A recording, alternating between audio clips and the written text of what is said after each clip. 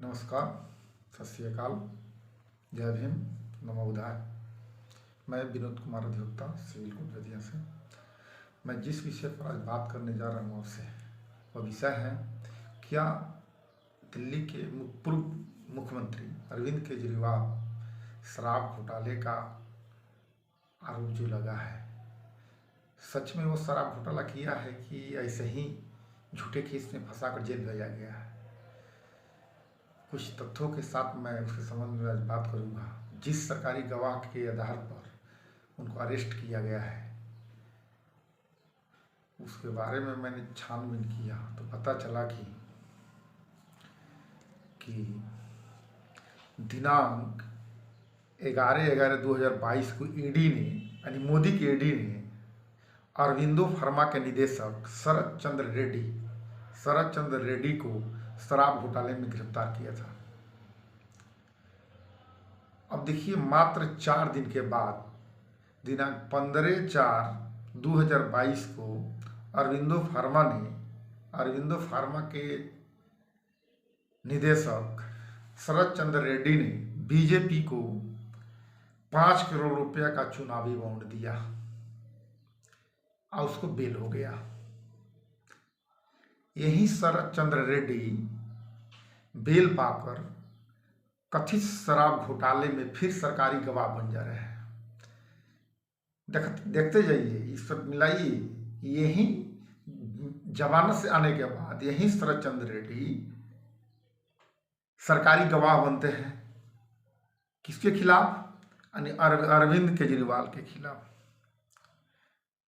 उसके बाद इसने 50 करोड़ रुपए का चुनावी बॉन्ड बीजेपी को दिया।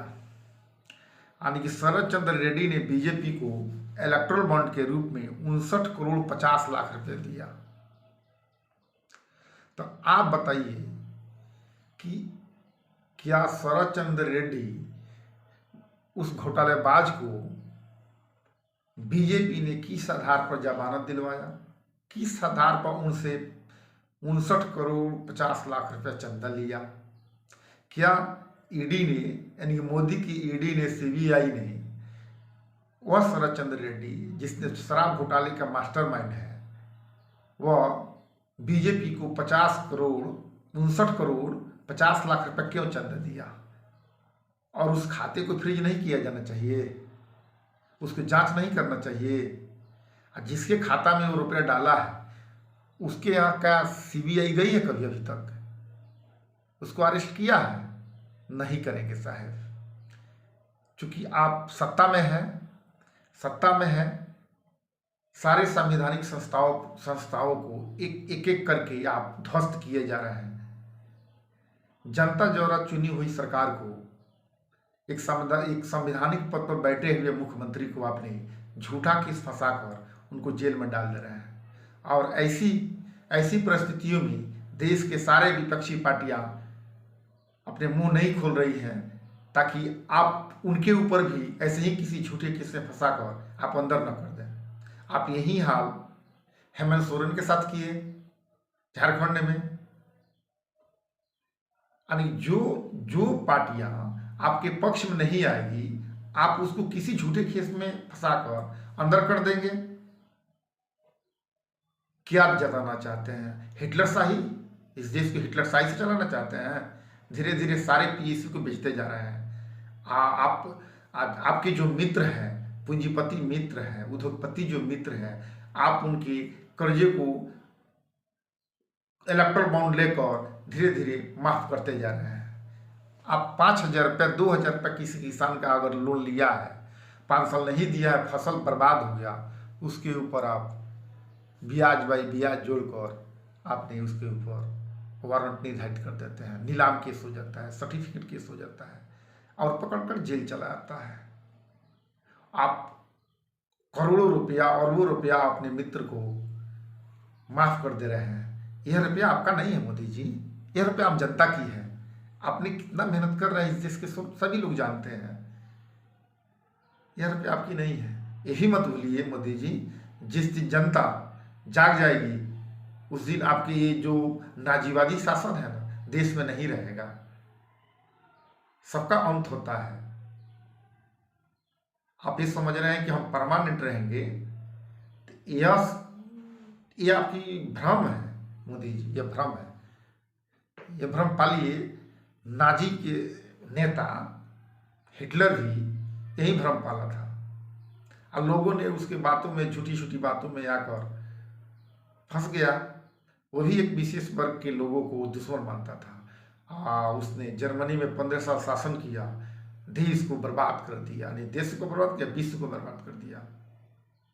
वैसे ही शासन करना चाहता है भारत में।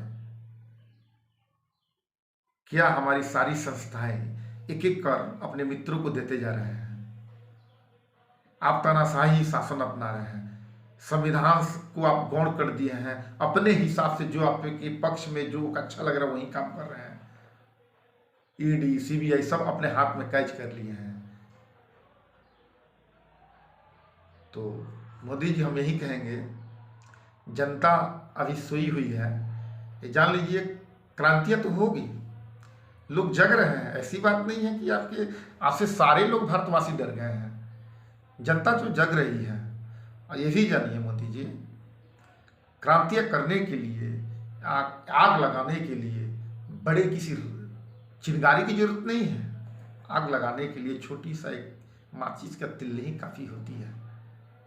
अगर देश की 10% जनता भी अगर जग जाए आपके खिलाफ ना, आपकी सत्ता धराशायी हो जाएगी।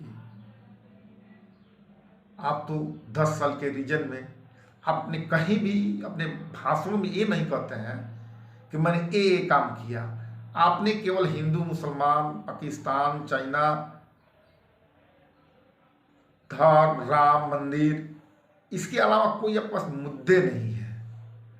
ये भी जानिए, जो राजनीतिज्ञ अपने चुनावी भाषणों में धर्म का नाम लें, वो समझ जाइए कि वो अपने रीजन में कुछ किया नहीं है। जनता को मूर्ख बनाने के लिए धर्म की बात कर रहा है। सोचिए, हम जनता से ही अपील करेंगे, यदि आप नहीं जगिएगा, धीरे धीरे सारी संवैधानिक संस्थाएं यानी संविधान खत्म हो जाएगी। अब ये जानिए, जिस दिन संविधान खत्म हो जाएगी उस दिन सारी जनता खतरे में आ जाएगी, कुछ बचेगा नहीं। हम क्यों इस बात को कर रहे हैं? इंग्लिशमैन हमारे देश में केवल एक सिंगल ईस्ट इंडिया कंपनी बैठा था, और धीरे धीरे करते करते सारी भारत की संस्थाएं अपने अंदर ले लिया। वहीं तो ये लोग भाजपा चाहते हैं कि मात्र इस देश में चंद लोग राज करें, चंद लोग ही सभी सार्वजनिक संस्थाओं का मालिक बने रहें, बाकी 90% लोग केवल मेहनत करें, उनके बारे में मत सोचें। तो ऐसे नहीं होगा। धीरे धीरे सभी लोग समझ रहे हैं आपकी चालाकी। बस यही हम कहेंगे सर कि मुंह खोलिए, हम जनता से ही अपील करें, मुंह खोलिए और गलत के प्रति अपनी आवाज उठाइए, कायर मत बनिए। हम नहीं कहेंगे। धर्म के जो नेता धर्म के नाम लेता है, धर्म के नाम पर वोट मत कीजिए। उसको कहिए कि हमको शिक्षा पर बात करें, स्वास्थ्य पर बात करें, रोजगार की बात करें, इंफ्रास्ट्रक्चर की बात करें, रोड की बात करें। ये सारी सुविधाएं आम जनता के लिए हैं, और ये सारी सुविधाएं हमारे संविधान में लिखा हुआ है कि कोई भी सरकार बैठ के उसको देना है। डायरेक्ट प्रिंसिपल है संविधान में, तो सब नीति तथ्य से बताया गया है।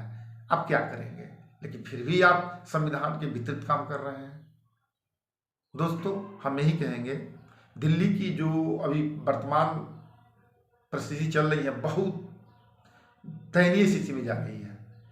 एक जनता जो रहा चुनी हुई फुल बहुमत की सरकार के मुख्यमंत्री को आपने एक झूठा केस, उस घोटालाबाज शराबी शरद चंद्र रेड्डी के कहने पर आपने अरविंद केजरीवाल को जेल में डाल दिया, और सारे विपक्षी पार्टियां चुप हैं, कोई आंदोलन नहीं। वो डर रहे हैं कहीं आप उसके ऊपर भी नहीं करते। दूसरी बात, आप ईमानदार को आपको समझते हैं। आप यदि ईमानदार होते, आप उनसे क्यों 59 करोड़ 50 लाख रुपया चंदा लिया, जिसके ऊपर ऑलरेडी शराब घोटाले का आरोप है? तो हम कैसे आपकी पार्टी को और आपको ईमानदार समझ लें? बताइए, हम आम जनता कैसे आपको विश्वास कर लेगी कि केवल आप अपराध को खत्म कर रहे हैं, घोटालाबाज को जेल में डाल रहे हैं? आप जताना क्या चाहते हैं कि हम डरवा कर सारे विपक्षी पार्टियों को चुप करा देंगे हम अस्थायी रूप से शासक बने रहेंगे? मोदी जी, विश्व में अब राजतंत्र नहीं है, हमारे देश में भी राजतंत्र नहीं है, लोकतंत्र है। और आपकी सत्ता जो बनी हुई है ना, वो भी ईवीएम के सहारे बनी हुई है। नहीं तो आपके सभाओं में कितनी जनता रहती है वो सारे देश के लोग जानते हैं। सारे मीडिया आपका, चैनल आपके, उद्योगपति आपके, पूंजीपति आपके, सारे देश के सारे भ्रष्टाचारी जो अन्य दलों में थे, वो सारे नेताओं ने, भ्रष्टाचारी नेताओं ने आपके पार्टी में आकर भ्रष्टाचारी पार्टी बना दिया। और आप अपने आप को कहते हैं उनका राष्ट्रवाद। राष्ट्रवाद आपसे बनता है? देश के 2% लोगों से बनता है राष्ट्रवाद? राष्ट्रवाद कब से बनता है जी? देश के बहुमूल्य वर्ग सभी लोगों के मिल सहयोग से राष्ट्र बनता है। आप देश के केवल चंद लोगों के बारे में आप ध्यान रखिएगा, 9% लोगों को साइड कर दीजिएगा, तो लोग तो सोचेंगे, मोदी जी आपके बारे में सोचेंगे। और आप देखिएगा जिस दिन सही में सोच लिए ना, तो आपकी सत्ता रुकेगी नहीं, धराशायी हो जाएगी। और धराशायी होने के बाद क्या स्थिति हुआ आप पता कर लीजिएगा। जर्मनी के शासक हिटलर मरने के बाद कौन सा शासक क्या हुआ था उनको। तो हम यही इतना बात कहकर आपसे विदा लेंगे। जय हिंद।